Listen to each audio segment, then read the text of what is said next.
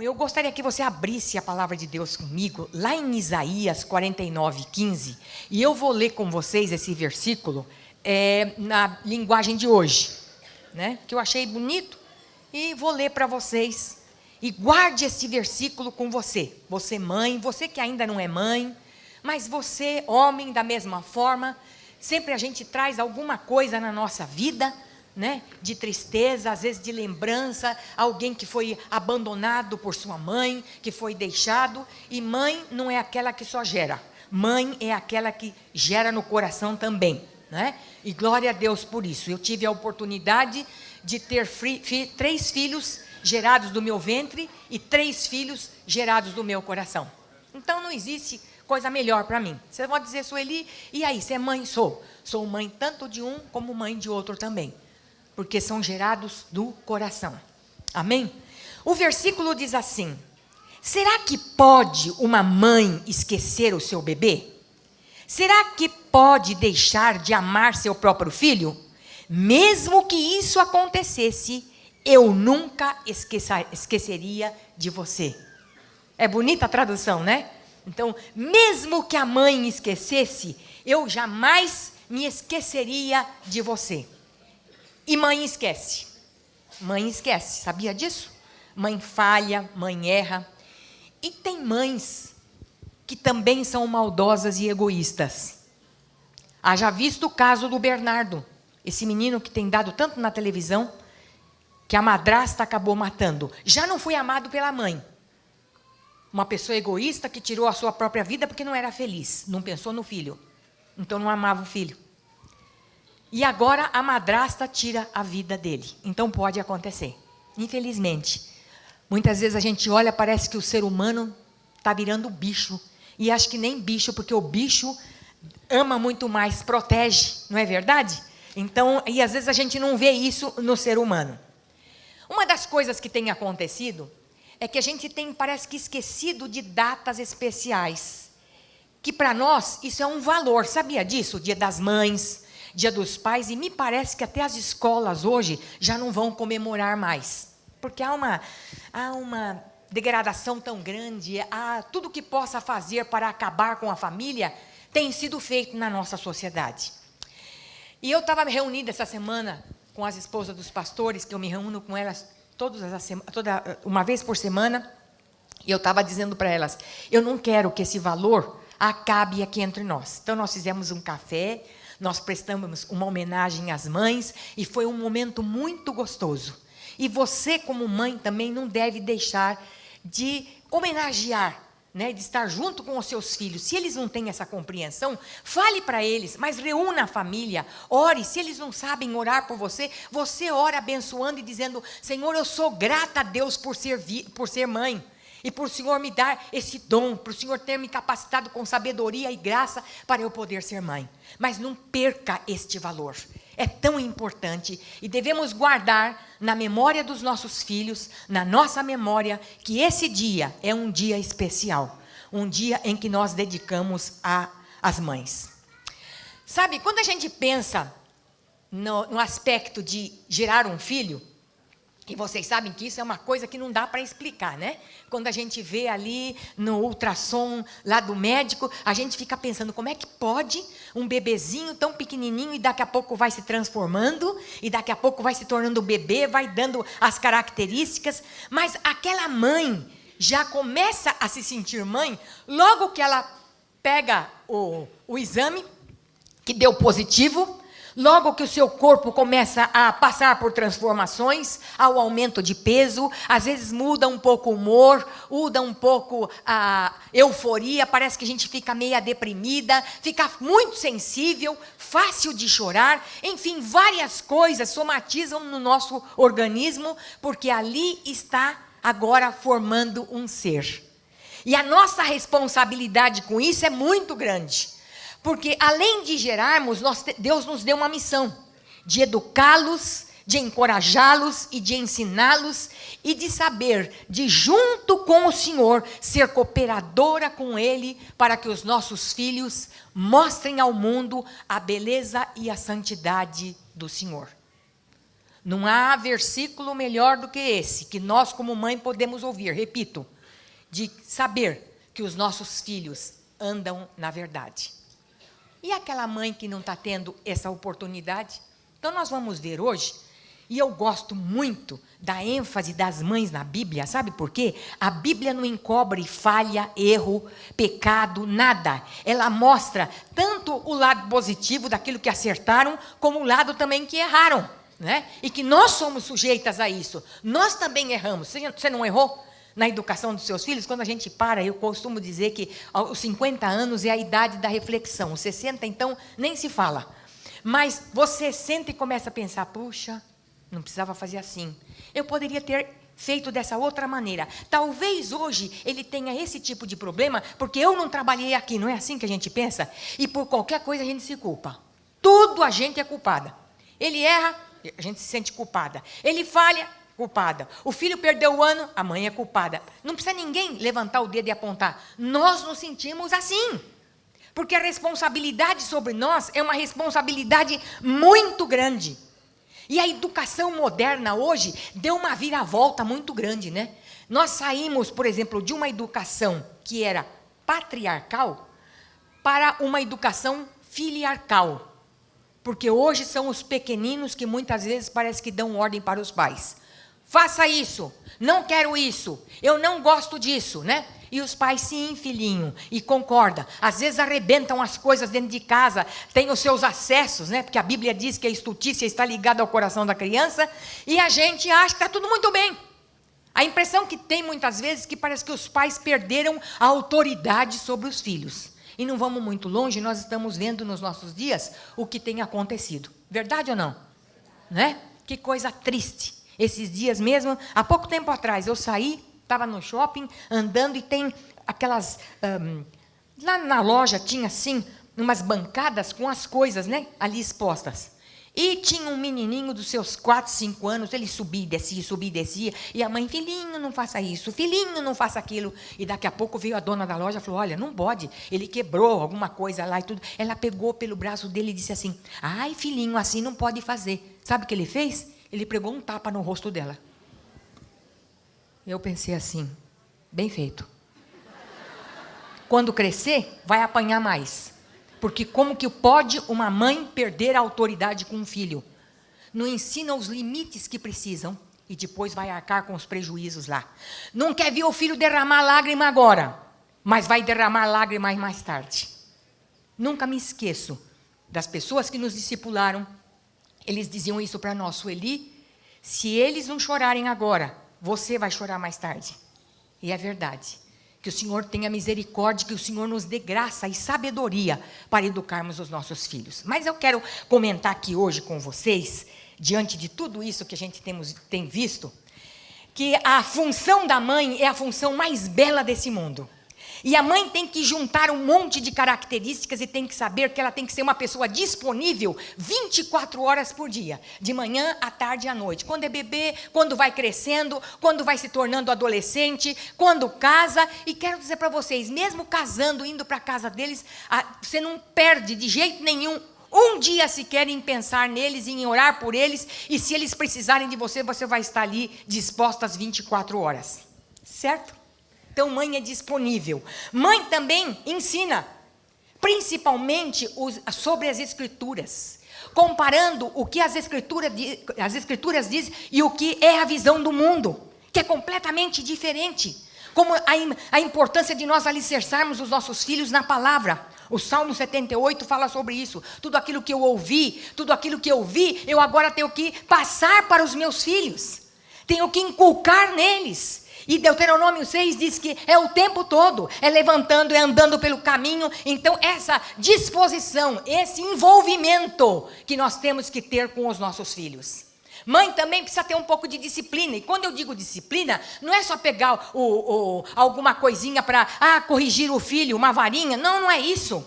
Mas a correção também por palavras, mas com firmeza, com amor, com consideração, com aceitação.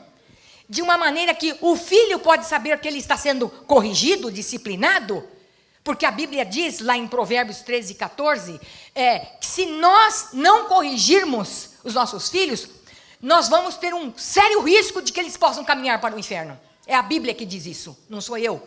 Que é a vara que afugenta, é a disciplina que afugenta a vida dos nossos filhos do inferno. Então, queridos, a mãe tem um papel fundamental.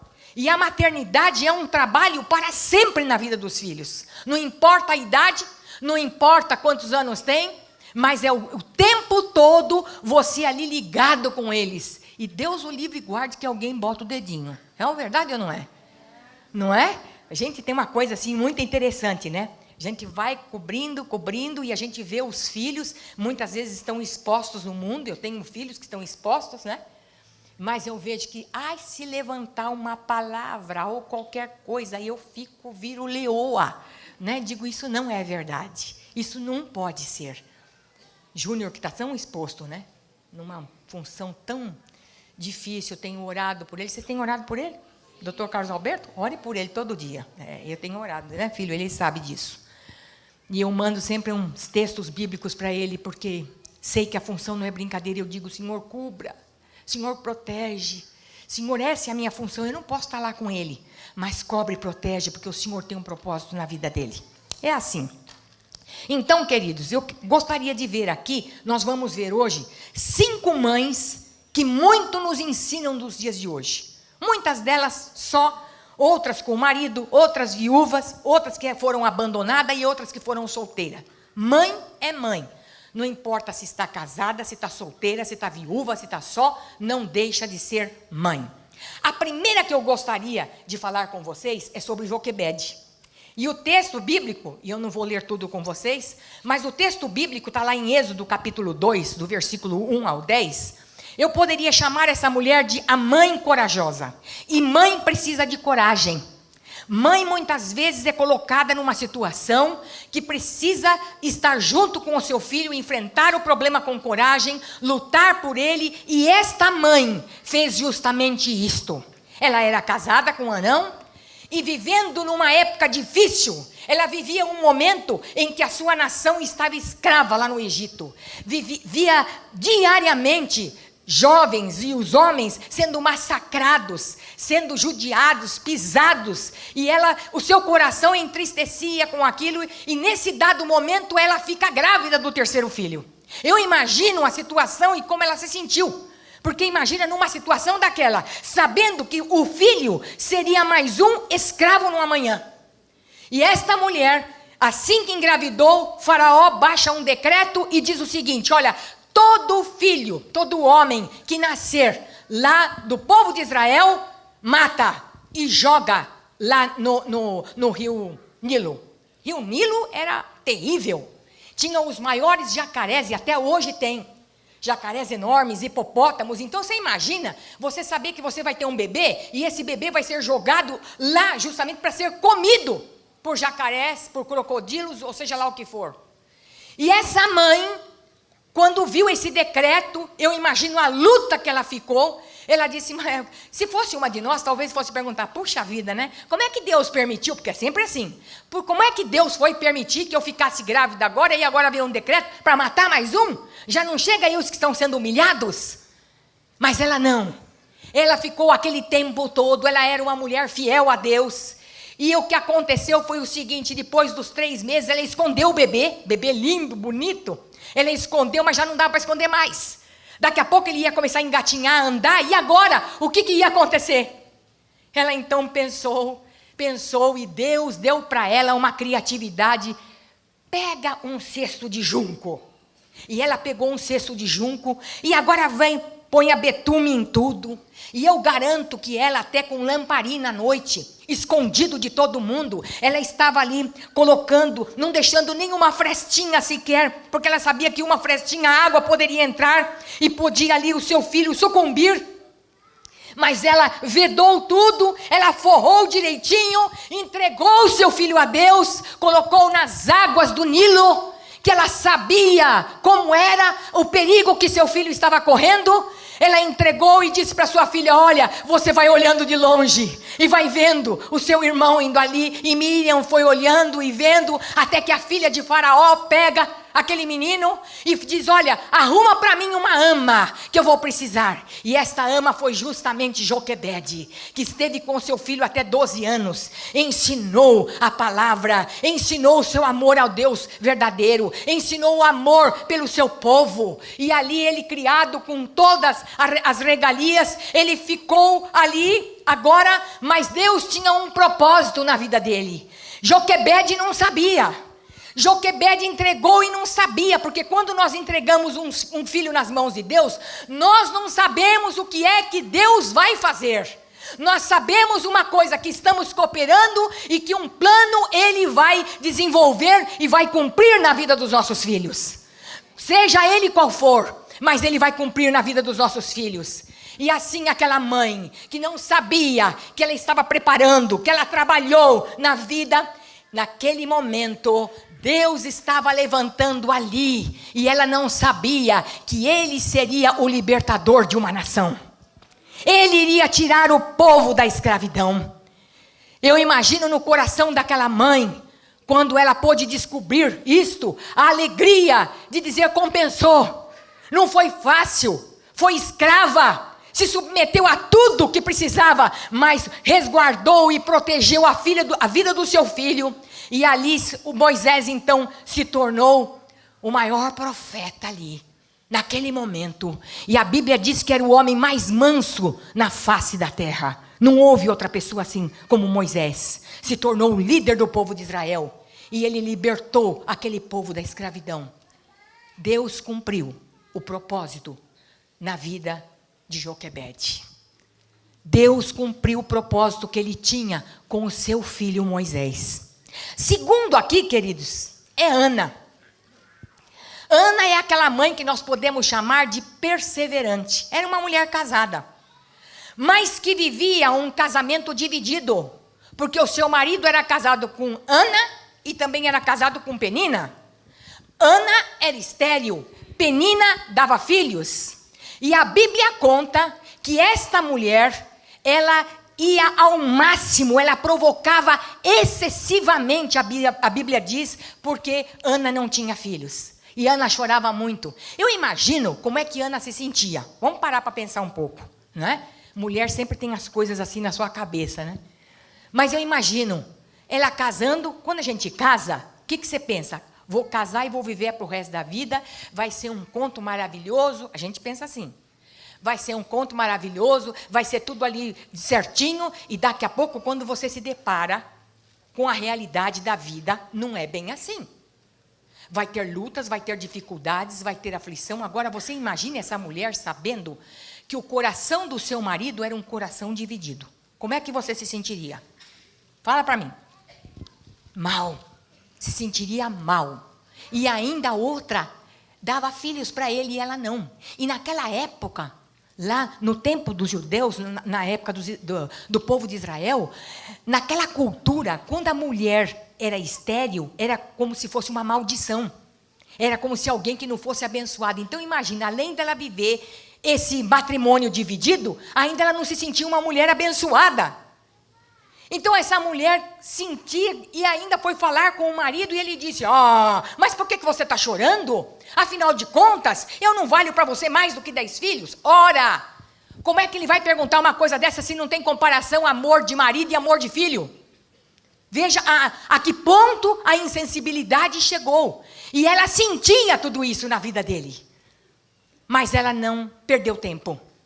Ela foi buscar ao Senhor, e quando ela subia para oferecer louvores, vinha outra irritando e falando tanta coisa de certo para ela. Ela chorava muito, mas um dia ela foi buscar ao Senhor. E a Bíblia diz que ela ficou como ela se estivesse embriagada, porque ela derramou o seu coração na presença de Deus. Ela abriu o seu coração e disse: Deus, eu não posso mais continuar dessa maneira. Eu não aguento mais a irritação de Penina. Eu quero demais um filho. Senhor, será que é muita coisa eu pedir para você? E tem mais, Senhor. Se o Senhor me der esse filho, eu o entrego pelo resto da sua vida. E ela foi, e a Bíblia diz, e o Senhor se lembrou dela. Porque o Senhor não deixa Nenhuma oração sequer sem ser respondida. Por isso, mãe, se você está vendo uma situação difícil na sua casa, não perca as esperanças, porque Ele está vendo. Tudo está debaixo do controle dEle. E Ele está esperando o momento certo, porque Deus não é precipitado que nem a gente. Ele vai fazer no momento certo, Ele vai agir. E diante daquela oração sincera, ela se agarrou em Deus. Ela exercitou os seus músculos espirituais de fé. Ela se pendurou na graça de Deus e disse: eu não vou soltar enquanto eu não receber essa bênção. E ela ficou o tempo todo derramando o seu coração, chorando a ponto até que o sacerdote achou que ela estava embriagada. Mas ela derramou o seu coração. E a Bíblia diz que depois disso ela engravidou. Samuel quer dizer ouvida de Deus. Ouvida de Deus. E mais tarde, quando ela desmamou, ela levou ele lá para o templo, ele ficou lá. Ela que fazia as roupas para ele, mas ela entregou totalmente nas mãos de Deus. E nós sabemos qual foi o plano, que ele se tornou profeta e juiz em Israel. Deus, além de dar o filho, Ele cumpriu o propósito que Ele tinha na vida de Ana, através do seu filho. Gente, quando eu comecei a olhar esses quadros bíblicos, e a Bíblia me apaixona, essas histórias me apaixonam, porque eu sei que foi verdadeira, e que Deus agiu lá e age aqui, eu comecei a pensar do cuidado e da proteção de Deus. Às vezes as pessoas dizem assim: ah, mas Deus coloca tanta lei, proíbe tanta coisa, que não se pode fazer, por quê? E eu comecei a pensar: Senhor, muito obrigado, porque é por amor, para nos proteger, para proteger as nossas emoções, que Ele sabe que as nossas emoções muitas vezes são fracas, e Ele faz tudo para nos proteger, porque Ele não quer, Ele trata a gente como a menina dos seus olhos. Você já pensou nisso? Que você é olhada por Deus como a menina dos olhos dEle. Ele cuida dos detalhes da sua vida. Ele cuida dos detalhes do seu lar, da sua casa, dos seus filhos, da vida deles, ainda que ainda eles não conheçam os caminhos do Senhor. Mas os seus olhos estão voltados para eles. E assim Deus cumpriu o plano na vida dela. A terceira mulher que eu vejo aqui é a Cirofenícia, mãe de fé. Esta mulher não fala do marido dela, eu creio que ela era uma mulher só. Está lá em Mateus 15, de 21 a 28. Embora ela sendo grega, gentia, ela se dirigia a Jesus como filho de Davi. Essa mulher tinha um drama na sua vida. Ela tinha uma filha que era possuída por demônios. E quando o demônio agarrava esta menina, ela via essa menina se esticando, essa menina virando os olhos, a sua boca babando. Vocês já viram como é que fica uma pessoa endemoniada? Né? Terrível, o quadro é terrível, se torcendo toda, se jogando no chão. E aquela mãe, cada vez que via a situação dessa filha, ela ficava desesperada, mas ela tinha ouvido falar da vida de Jesus e dos milagres que Ele operava. E quando chegou lá, ela disse: Senhor, filho de Davi, tem misericórdia de mim. E Jesus andando assim, e os discípulos falavam: o que você está fazendo tempo aí? Está perdendo tempo, manda ela embora. Essa mulher vem gritando atrás, manda ela embora. Jesus disse: olha, eu vim para as ovelhas da casa de Israel, então eu vou continuar minha caminhada. Ela era gentia. E essa mulher disse: Senhor, eu sei disso. E ele disse que não era possível dar comida, né? Ali, para a comida que era para os filhos, não era para lançar aos cachorrinhos. Mas ela disse: os cachorrinhos comem da migalha que caem da sua mesa. E o Senhor falou para ela: grande é a sua fé. Vai que a sua filha está livre. Vai que a sua filha está livre. E aquela mãe pôde ver aquele espírito que queria destruir a sua filha. Aquele tempo de angústia que ela passou com aquela criança, com aquela menina. O tempo todo se lançando, se jogando, pelo fato do diabo tomar conta daquela vida. A batalha que ela travou, agora lhe tinha se findado. E agora então a sua filha estava liberta. Talvez, mãe, você que está aqui hoje, seu filho ou sua filha não esteja endemoniado, como aquela menina. Mas talvez estejam travando uma batalha muito grande. os convites dos amigos de fora, para vícios, para baladas e para outros campos mais, que muitas vezes nós sabemos que é uma luta para tirá-los dos caminhos do Senhor. Eu sempre costumo dizer, vai tirar da igreja. Não, tirar dos caminhos do Senhor, que para mim é pior, porque vir à casa do Senhor é apenas resultado. Alguém que ama o Senhor, que quer ouvir a sua palavra, vai aonde? Vai na igreja.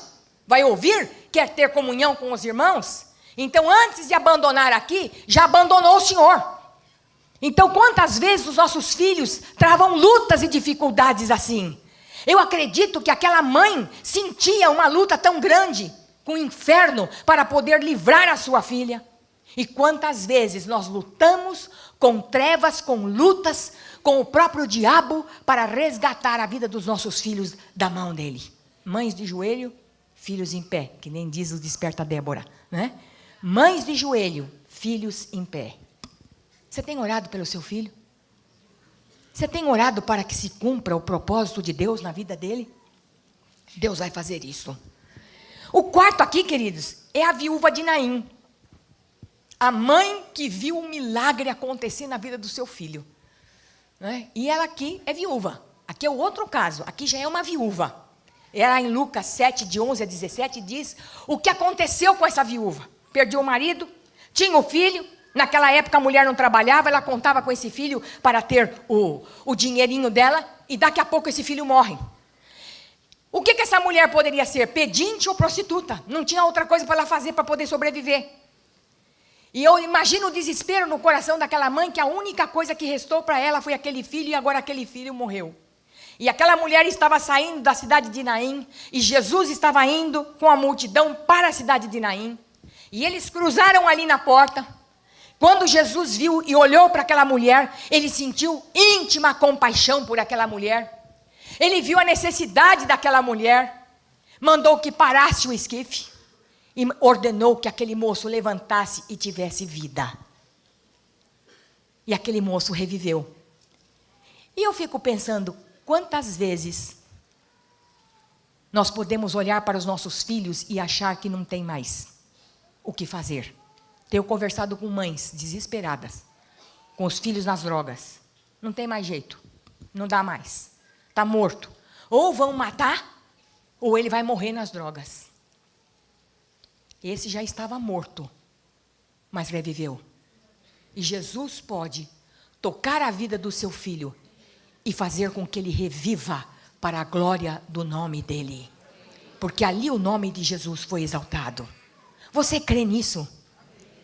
Você crê que o Senhor pode operar um milagre na vida do seu filho? Quantas mães têm chorado? Quantas mães enlutadas? Quantas mães hoje, no dia de hoje, estão chorando porque seus filhos morreram por uma bala perdida, por uma briga qualquer nessas baladas, porque foi assaltado e outras tantas coisas mais. A filha porque foi estuprada e mataram. E agora é um tal de matar e picar, né? Mata, pica, ou então põe fogo. Uma coisa horrível. Que Deus tenha misericórdia dos nossos filhos. Mas aquele filho reviveu por causa da persistência da sua mãe, que creu. Ela creu. Quando Jesus olhou para os seus olhos, ela olhou para Jesus, ela sentiu a compaixão que Jesus sentiu por ela. E ela sabia que ele poderia fazer alguma coisa pelo seu filho. E aquele menino reviveu. E o último aqui, Agar. A mãe solitária. Mãe solteira. Mãe solteira. Quantas nos nossos dias de hoje? Mães solteiras. Viveram um sonho, que iam casar, depois engravidaram, e o fulano deu no pé. E elas ficaram sozinhas com o filho ou a filha para cuidar. Não deixam de ser mãe. Tenho aqui o meu respeito, minha consideração. Amo profundamente. E às vezes, quando penso nelas, eu me coloco no lugar para pensar como é que elas se sentem. Como é que elas se sentem? Sozinhas, batalhadoras. Eu conheço uma aqui dentro, assim. E eu sei o quanto ela batalha, o quanto ela luta. E não deixa, e não dá, e não deu a filha. e dá a vida pela sua filha. Luta. Às vezes, falando, conversando com ela, hoje quando ela me abraçou, ela me beijou e ela disse, obrigado, porque você tem sido uma mãe para mim. Hoje ela não tem mais a mãe. Mas eu fico pensando, o que levou aquela moça a esses caminhos? Não querendo culpar a gente, mãe, mas vamos falar aqui entre nós. O que será que faltou? Diálogo, amor, aceitação, tantas outras coisas. Graças a Deus que ela conheceu Jesus e está aqui com a gente. Mas e se isso não acontecesse? Como é que seria? Por isso precisamos pensar bem naquilo que nós falamos, naquilo que nós fazemos, porque o Senhor está vendo, nossos filhos também. E se queremos ser cooperadoras com Deus, nós precisamos cumprir com a vontade de Deus na nossa vida e na vida dos nossos filhos. Você tem trabalhado na vida dos seus filhos? Ah, eu tenho. Eu deixo lá. Eu sei porque eu já ouvi isso. Eu deixo lá a Bíblia e eu deixo lá o livrinho e eles se viram. Eles vão fazer a devocional. Aguarde carta. Aguarde carta. Você não precisa de ter sempre alguém junto com você, explicando a palavra e falando com você? Nossos filhos também precisam. Nossos filhos também. Agar foi a mãe solitária. Que situação que esta mulher foi envolvida. Escrava egípcia, mas quando Sara saiu para ir lá para Canaã, ela queria uma moça que preenchesse os requisitos para trabalhar com ela, talvez uma moça formosa, bonita, e ela disse, é essa aqui mesmo, e pegou Agar, e vamos trabalhar, e trabalhou lá 10 anos com ela, 10 anos, mas no seu desespero de ser mãe, no seu desespero de achar que Deus estava demorando a cumprir a promessa, e nas nossas precipitações, nós fazemos coisas sérias e erradas, que vamos arcar com prejuízo para o resto da vida. E foi o que aquela mulher fez. Ela disse, bom, já que eu não posso ter filho, vem cá, Agar. E a Bíblia diz que ela entregou Agar para Abrão, e disse, coabite com ela e tenha um filho com ela. Você imagine, ela numa função agora de escrava, não tinha nada. E ela sabia das promessas que estavam sobre Abraão. O que ela pensou? O filho que agora vem, eu é que vou usufruir das bênçãos. Quando ela se viu grávida, ela olhava para Sara, e mulher, quando quer fazer pouco caso, faz. Quando quer pisar, pisa. Olhava assim e dizia, viu? Eu é que estou grávida, você, coitada, você não sabe nada, né? Que tristeza. E Sara ficou tão revoltada que chamou ele e falou, vem cá, essa escrava agora deu de me desprezar. E qual é a atitude que você vai tomar? Ele disse, eu não sei, ela está nas suas mãos. Você faça o que você quiser.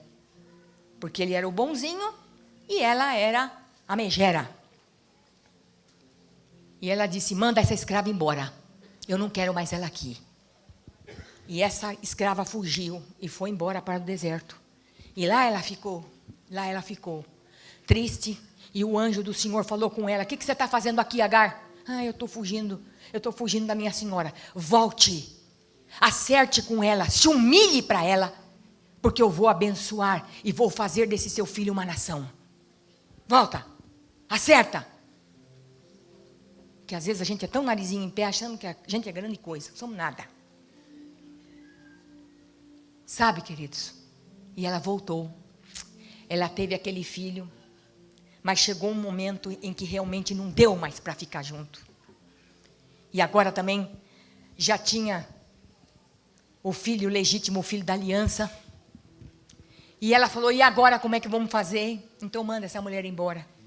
Ele pegou um bonazinho, botou um pouquinho d'água, um pedacinho de pão e disse, Abraão disse, vai, agora você vai embora.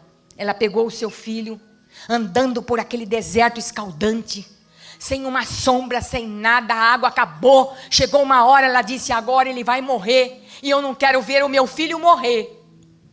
Deixou o menino ali longe, e ela veio para cá, e ficou chorando, e disse, eu não quero ver o filho morrer. E o anjo novamente, o Senhor fala com ela, e diz, o que é que está acontecendo? Não faça isso, vá lá. levanta o menino, pegue-o pela mão, porque eu farei dele uma grande nação.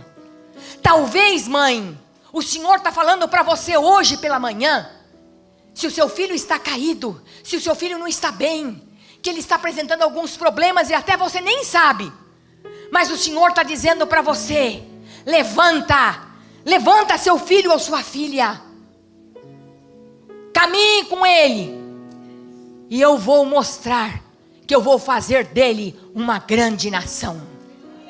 Eu vou mostrar para você que eu tenho um propósito na vida dele. Mas Senhor, ele está tão arrebentado, ela também, não tem mais o que fazer, eu já perdi as esperanças. É porque não depende de você, depende do meu espírito, da obra que eu vou fazer no coração dele. E eu vou transformar ele de pecador a um santo de Deus, de uma pecadora a uma santa de Deus.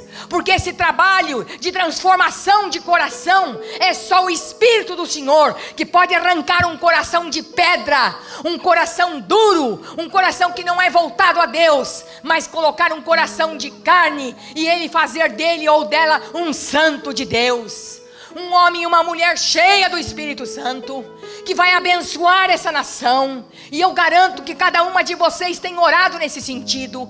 Nos dias que nós vivemos aqui na nossa nação, quando olhamos tantas coisas que precisamos fazer, nos sentimos desse tamanhinho. Às vezes comento com o Beto em casa e digo: eu me sinto assim, uma formiga, porque tenho vontade de fazer tantas coisas. Há no meu coração muitas vezes uma ebulição, e eu me sinto muitas vezes enfraquecida e digo: Senhor, não posso, eu não estou lá, mas o Senhor pode mandar um dos meus filhos que façam isso, para que essa nação seja mudada e transformada pelo poder de Deus. Ele usa os caminhos, eu não sei. Eu sempre conto para vocês que quando meu filho quis ir para a política, eu chorei, pedi, clamei, digo: não deixa, Senhor, eu não quero. Eu prefiro que ele vá para qualquer campo para missionários, mas eu não quero meu filho lá. Talvez um médico sem fronteiras, que é um trabalho árduo, difícil, mas eu não queria. Mas as coisas Deus faz como Ele quer, não como nós queremos.